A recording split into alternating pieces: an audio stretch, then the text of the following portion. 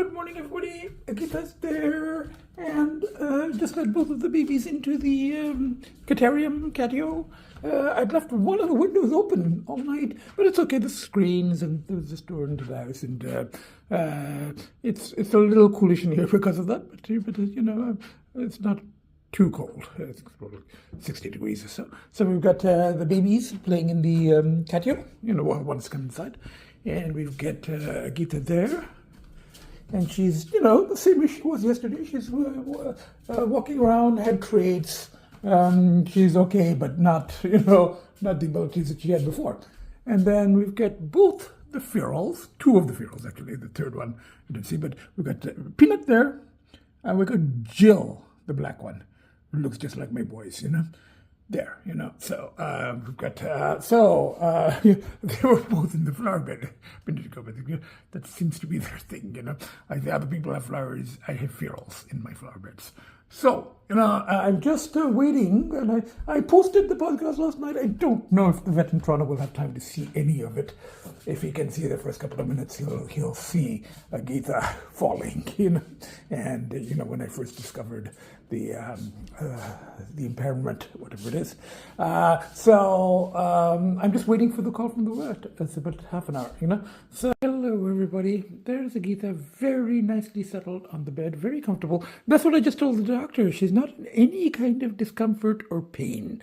She's just had to, suddenly slow down her, her activities in terms of not jumping into high table. But she jumped onto this bed by herself. I didn't pick her up and put her on this.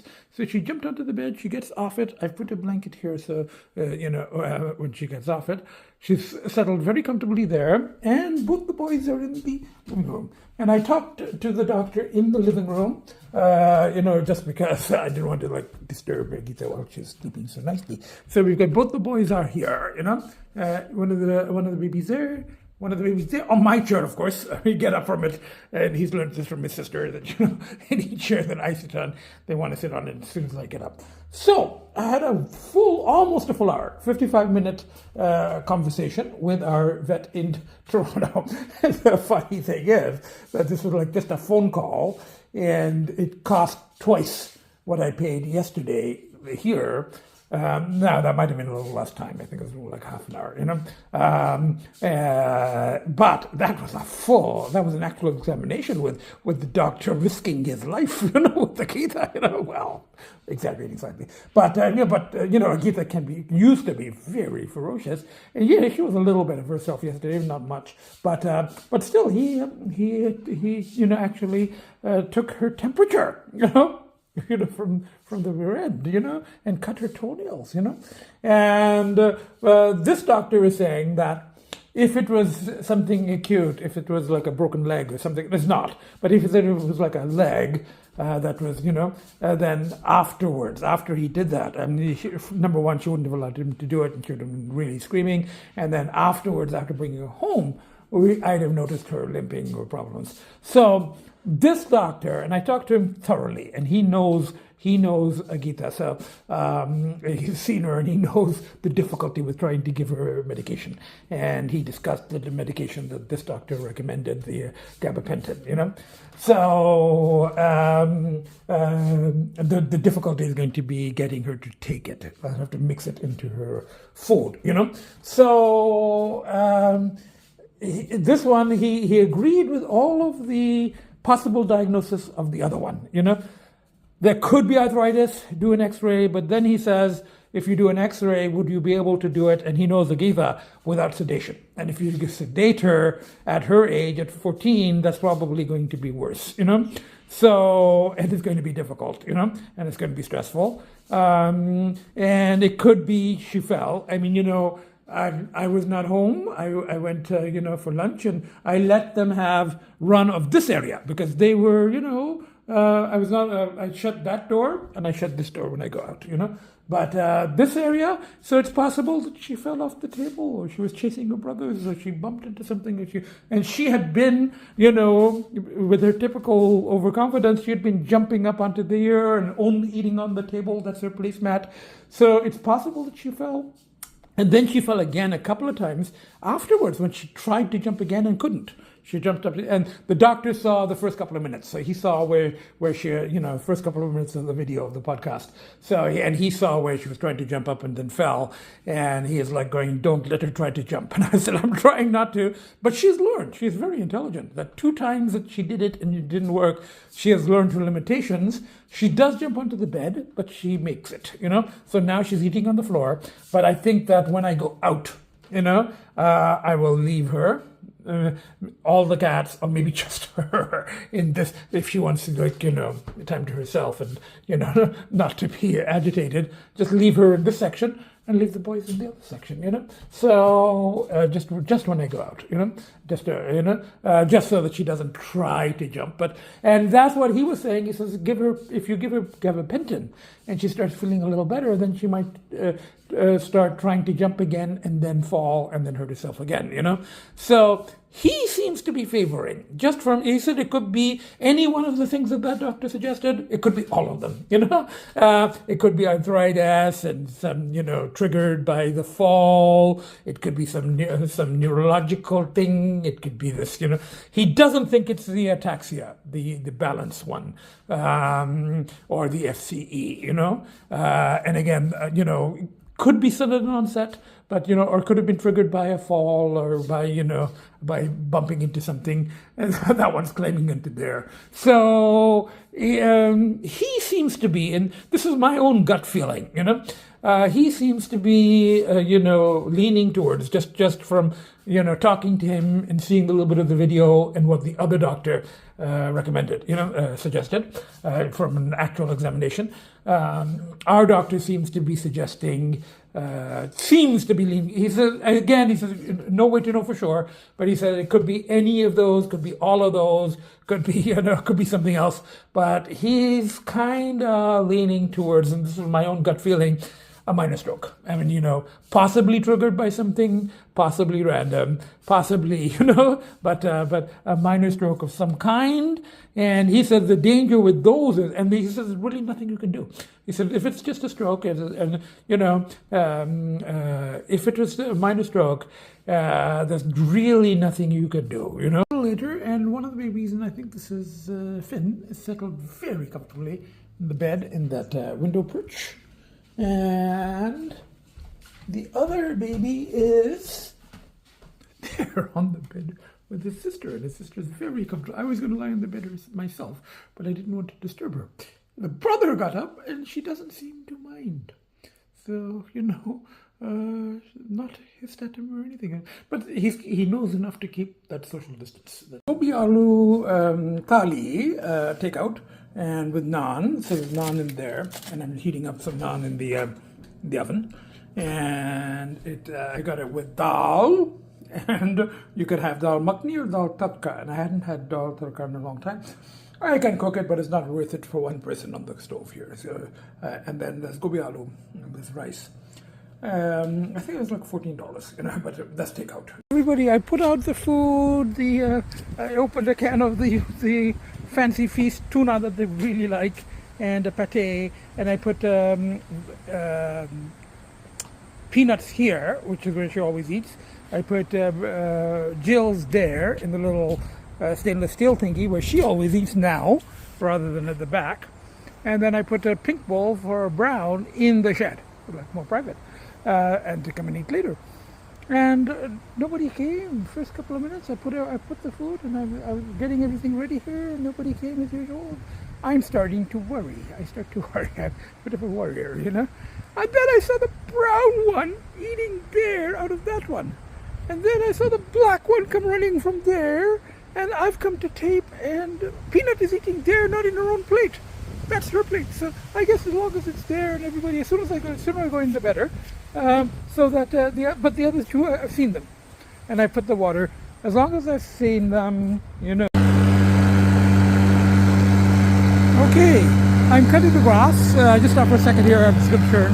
And one of the kids, I think it's Lcee, is watching from there. How old in the world is this? And the other kid, I think Finn, is in the dining room, and Agita is in her room in the shower room. Hello everybody, I got back. I don't think these are quite high enough, but I got her to use it a couple of times, so she's got the idea. And now I'll just see if she uses it, if it works. I think the plastic ones may be higher. I might have to switch, but we'll see. We'll see if she actually uses this. Just leave it there until tomorrow and see what happens. Hello everybody, there's Agita, and she's come out of hiding because they just finished vacuuming, and she was on the bed. She is using the steps. She's using them to go up. I'm not sure about coming down. And then she was under the bed before I started vacuuming. I guess she kind of, had intuition. So she was under the bed, and then I started vacuuming, and then these two. That one's like wandering about, and I'm pretty sure the other one will be under the bed. Let me check. And she just used the steps very nicely to climb up. So I'm glad I got them, It's making her life a little easier, So this is... Now, whether she uses them to come down or not, I don't know. I'll find out. And then the other one is there in the corner, And, had a good night. Agita ended up sleeping in this room as usual at night, and babies were on the bed most of the night with me. And then I just got up and did some stuff and fed the FERALS, fed the kids, and sat in the catio for a while. And I just had, watched her. She absolutely mastered the going up. So what she does is she does the first step, second step, goes up there, 2 paws up there, looks up, and then from there to there, that jump she can manage. From ground to up, she can manage, but it's a little tricky. So she goes up to there, she thinks about it, top step, and then zip, she goes up, and she just did that in front of me, but I didn't have my phone in my hand. So, and now, I've seen her use it going down too, because I tried to get her to learn it's not just going up. You can also use it to come down. And I think down might be better if there's a little bit of distance, I don't know. I'll have to adjust it. So, but I saw her. I was on the bed and she was there, and she did come down, but it's a little shaky. I think just a couple of more practice things and she'll get it. Good morning, everybody. It's the next day. Agita's there, and one of the babies there, and one of the babies there. I just opened the door to the catio, but everybody's kind of checked it out, but they're hanging out here in the dining room hall area. And I just saw, and by the way, she's using this to go up and to come down, both. But yesterday she came here, and a baby was settled very nicely there, just at the top of the stairs. And she got so pissed off, she forgot to even use the stairs, and she just jumped. She just got so,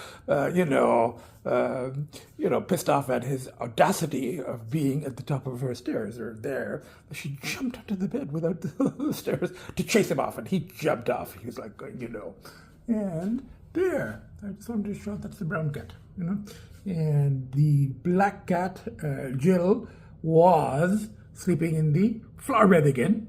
That back flower bed, but now she's moved. She was in that back one. So I'm going to get up. I'm up. Okay, had a good night. Baby's on the bed. Agita in that room, and then she did come here in the morning and climb into the bed after she chased the boys off. And we've had a good night, a good morning. Little bits, just for the record, little bits of pull today, like thoughts of previous binges. Time, what we do, treating like 9 eggs. And I think maybe just now starting to feel a little bit of the, the whole stress from Agita's illness or her episode, whatever it was. She's adjusting. We're all adjusting. But I think I'm now feeling a little bit of stress of that. But it's okay. I mean, that's the whole point of this move. I'm 3 hours from the slithering opportunities and the party opportunities that I normally used to go for. So out here, it's different. So, and I'm not planning a trip to Toronto for some time. She is running around. I mean, she is running, and she's not falling. So we got Agita running around. I mean, a little bit less stable than before, just a little. So, and we got one of the babies there, and we got another baby there sitting in the catio. Everybody's getting used to the catio now. They're at a Thai restaurant, And this is on the way, after washing the car, this is on the way to switch the cars. And this used to be an Italian restaurant. That's one of the backyard feral cats. That's Peanut, the 12-year-old, the mother of the other two. And there was a third who was adopted next door.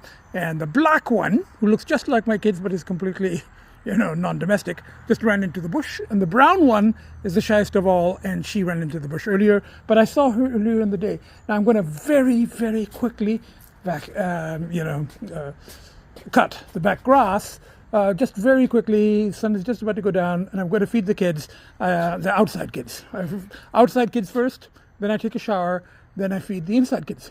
So the outside cats I'm going to feed after I very quickly cut the grass. But they'll probably go into hiding, but they'll come out to eat. So let me show this. The next day, and both the babies are very nicely settled on the bed. We had a very good night. And Agita, I don't know if you can see, is settled.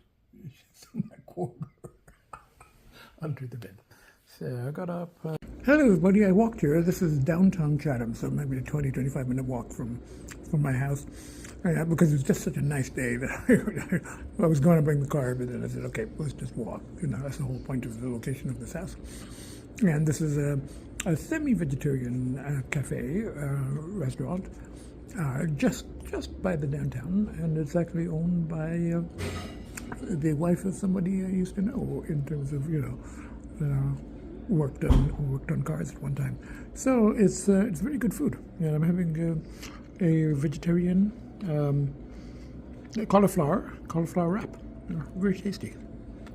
Just got back from my long walk and late lunch, and I see everybody sleeping on the same bed. I mean, social distance between the boys and the sister, of course. But everybody's very comfortably sleeping on the bed. Very happy to see that, Okay, I did a little bit of writing, journal entry, stuff like that, and I'm just about to go out for, a little shopping. And this one, she climbed up on the bed, she jumped up on it, and now she's looking for her steps. So I have to move it there. You want to come down? So use the steps.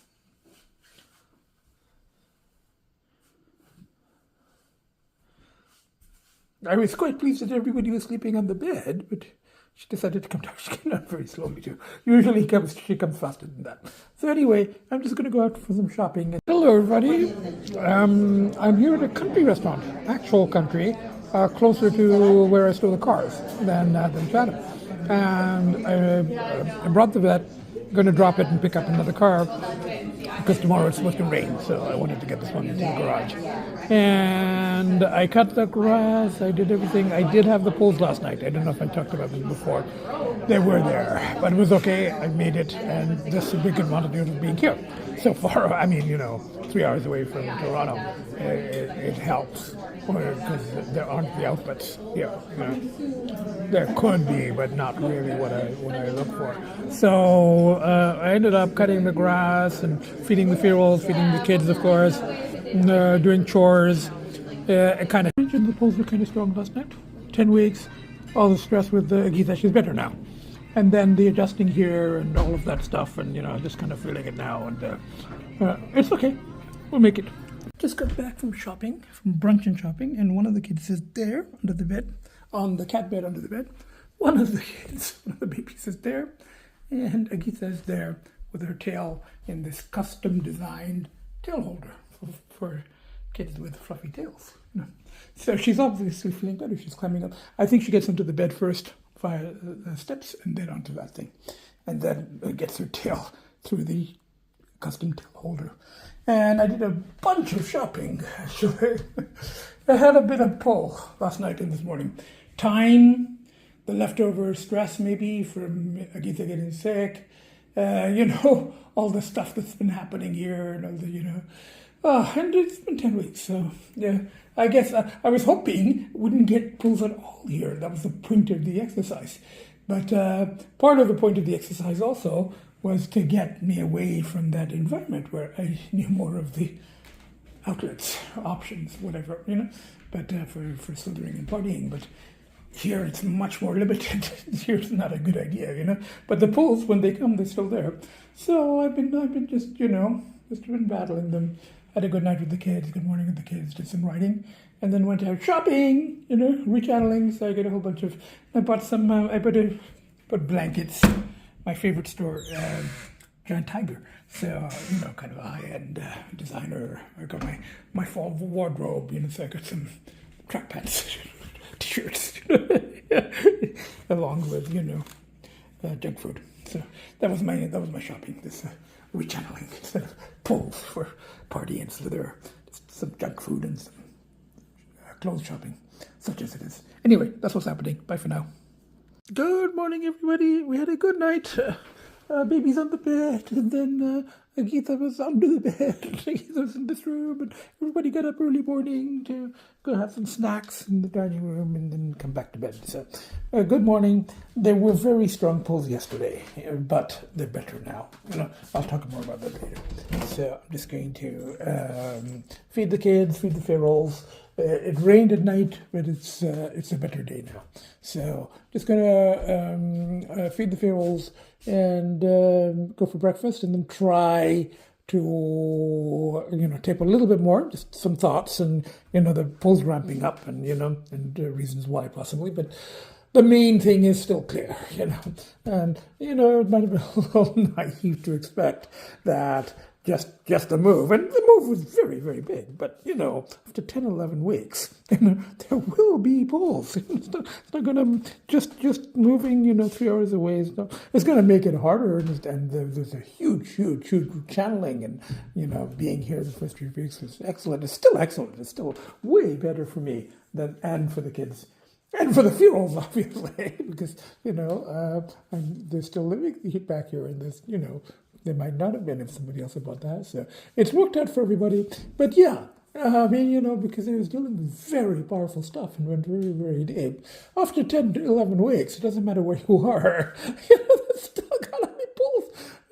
And I'm still in a state of pretty much isolation here, just kids and ferals, and the occasional contact with the neighbors. I'm not going to the trivia nights and stuff. That really isn't my thing. It was nice of them to invite me the first couple of times, but I got kind of peopled out, and that's that's really just not me either. So it's back to me and my kids, and the occasional contact with friends and neighbors, with friends via text, email.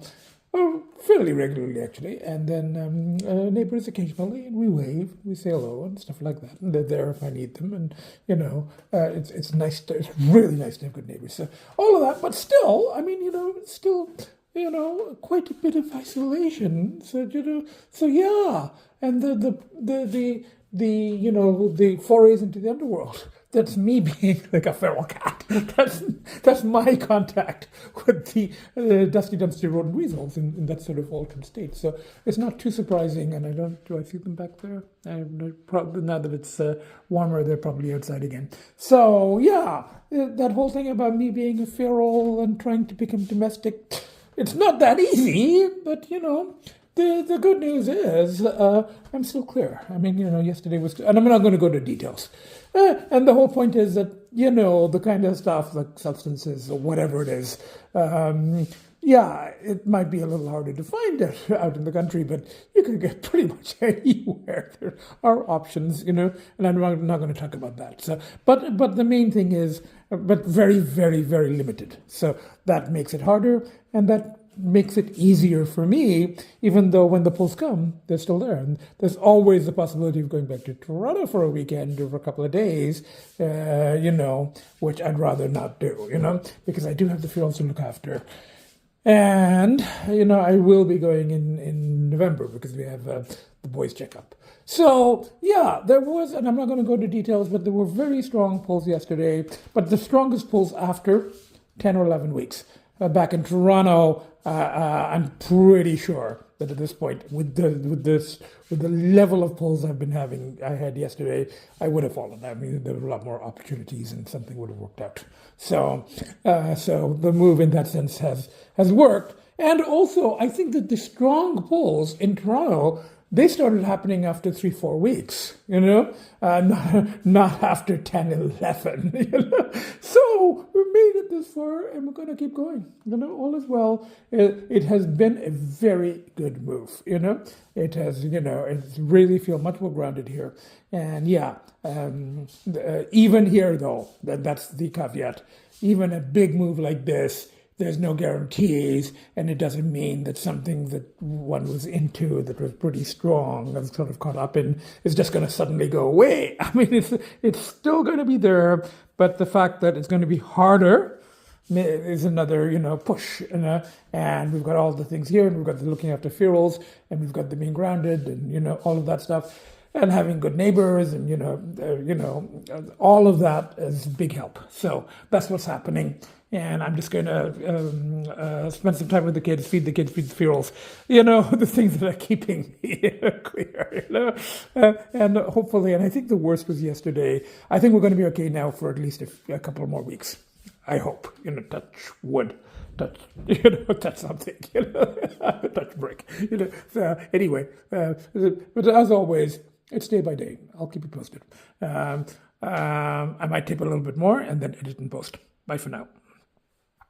Okay, just came out to feed the FERALs. I've got the food here already. I got that one. I got the fancy one. And I just got to wash the bowls and stuff. And it rained all day yesterday, all evening, and into the night. I hope that they were nice, semi-dry inside there, because there is still some that I noticed yesterday when it had been raining.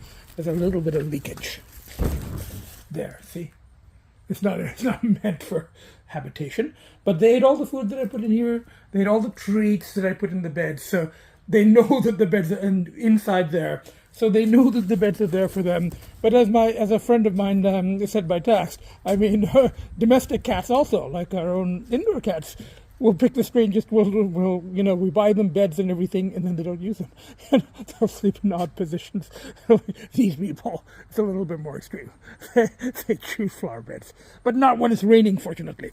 So anyway, hey Peanut, so I'm just gonna feed everybody and wash the bowls and all of that. Huge push, in addition to my indoor cats, of course, the biggest pushes of all. But these are a big push, And I am very thankful, and for them, and I think they are, in terms of Thanksgiving, I think that they are thankful I bought the place rather, or some other cat person. I don't know if there'd be anybody else who identifies as a semi-feral cat who tried to become domestic, but any other cat person was willing to look after them, or myself. If a cat person hadn't bought this house, there would have been big problems for them. They'd have been trapped, and at this age, very hard to rehome, and they're very feral, so there would have been problems. So I think we all have thanks to give, including my indoor cats, of course, as well, because we've got a much better space here.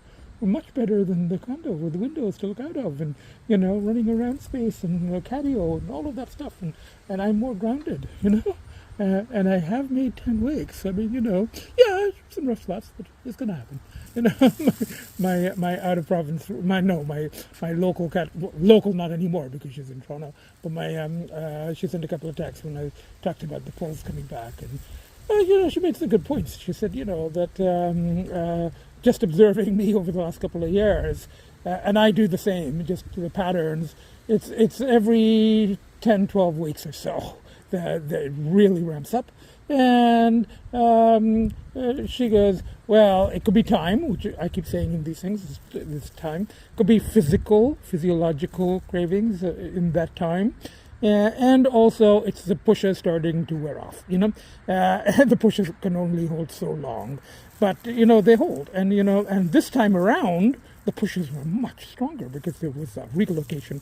It was displaced way better than a condo, and with the FERALS, the pushes have been much stronger. So, I mean, the strong pushes didn't come until 10 weeks, whereas in the condo, the strong pushes would be there from like 2 weeks, 3 weeks, very strong, but I keep fighting, close calls, and then there would be a fall around 11, 12 weeks, but by 10 weeks, it would have been pretty unbearable. And here, yeah, there was a both. Around 10 weeks, it's both, but it's okay, made it, and as my friend says, also the big advantage here is that there's a lot less opportunities, very, very limited, which helps me, So, and not to say that there aren't any, but, okay, there's Peanut eating, and she eats on the white dish there, and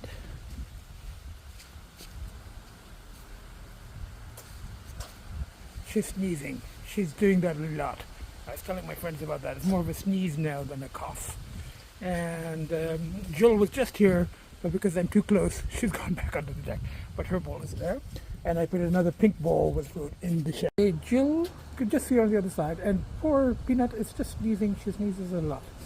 And it's cold out here. I keep putting you see what you're sneezing. It worries me. It's kind of cold, even though it's better than it was cold, but it's still cold and they live out here. So, instead of all the cat condos in the thing, they're not very warm. I'm going to have to do something about getting the garage ready for them, for the winter. Okay, I just walked over, it's like 2 blocks from there to there, to the Korean place, but it was closed. Online, on the, website, it said open, but ours may be affected by Thanksgiving. So I figured it might close early. It's just completely closed. I guess that's the hours being affected. There were no hours, so it wasn't clear on the website. But that's fine. I went to the Indian place and I got takeout shrimp roll, like a wrap.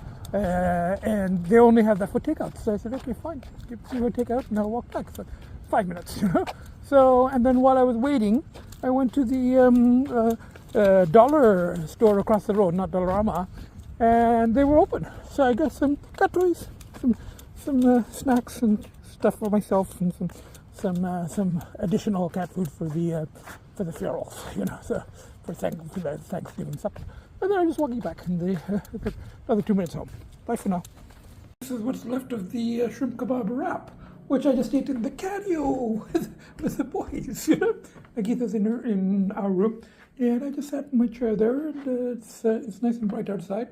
A little coolish, but nice, nice in the catio. So we've got one of the babies there, and we've got one of the babies there, and we've got Agita there under the bed. That's her time of day. She likes that bed, under the bed. Just that I get sweetheart. That might be some chili sauce in that. Now that Agita can't climb onto the table, jump onto the table and the counters, the boys have completely taken it over. So we went there, and I really can't say no to them. I don't cook, and if I ever do, then it's only this one, and I make sure they're in the other rooms, and I shut the door. And I don't let them out of there until it's completely cool. And I've done it once. Heated up something. That was it. Other than that, it's all takeout and microwaved. That's it. So anyway, I'm just going to sit and do a little writing, reply to a friend, and then see if I can edit and post the next podcast. You can tell Agita is feeling better because but I think she used the steps onto that and then onto that. Okay? So she's at a little bit of height, and as far as I know, she doesn't jump down from there. I haven't seen her. I think she comes that way, there, and then down. All the cat carrier thingies, which Agita uses at night. One of the babies is there, and I had to do a bit of a search.